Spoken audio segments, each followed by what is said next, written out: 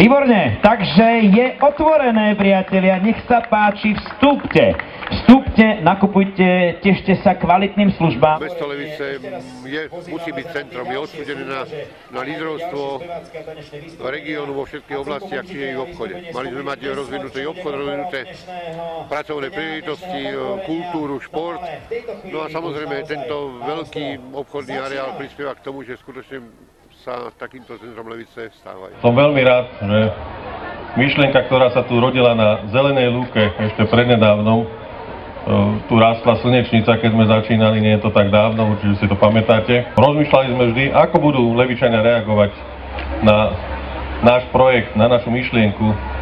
Ďakujeme vám za to, že tá reakcia je perfektná. Vznikom tohto nového City Parku neomudnú priestory alebo ponuky ostatných centier. Samozrejme, že sa jedná o konkurenčný boj a o konkurenciu.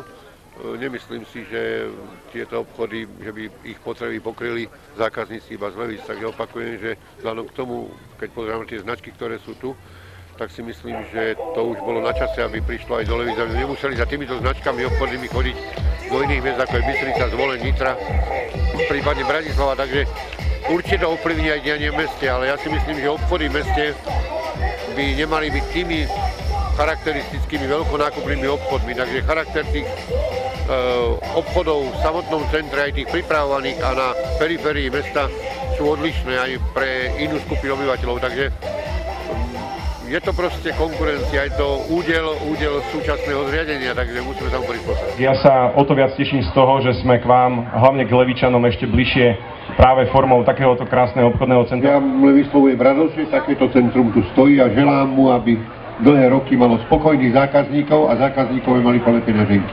Majú vzniknúť dve ďalšie obchodné centra. Myslíte si, že ich nebude tuto veľa na počet obyvateľov mesta? Mesto nemá právo ani možnosť brániť podnikateľom v tom, aby takéto obchodné centrá nevznikali. Samozrejme máme záujem niečo viac a niečo menej preferovať, ale to ostatné je na rozhodnutí samotného investora, takže do toho mesto zasahovať nemôže. Ak to je v zmysle územného plánu, dodržia všetky podmienky výstavby, mesto nemôže zakázať ani prikázať stavať.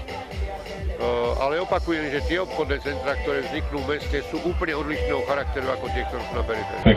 A takisto Levičanom priniesie veľa radosti. Ďakujem za tento veľmi pekný televízor. Ešte som zároveň poslancom Nitranského samosprávneho kraja, oslovila ma jedna z firiem, aby som vybral niekoho, kto by zaslúžil nejaký darček elektrotechnického, ale ten LCD televízor.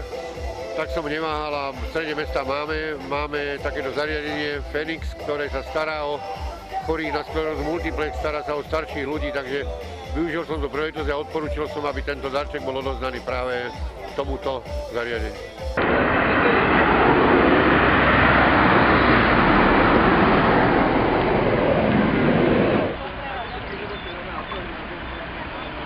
Ja mám prednosť, aj keď nemám prednosť.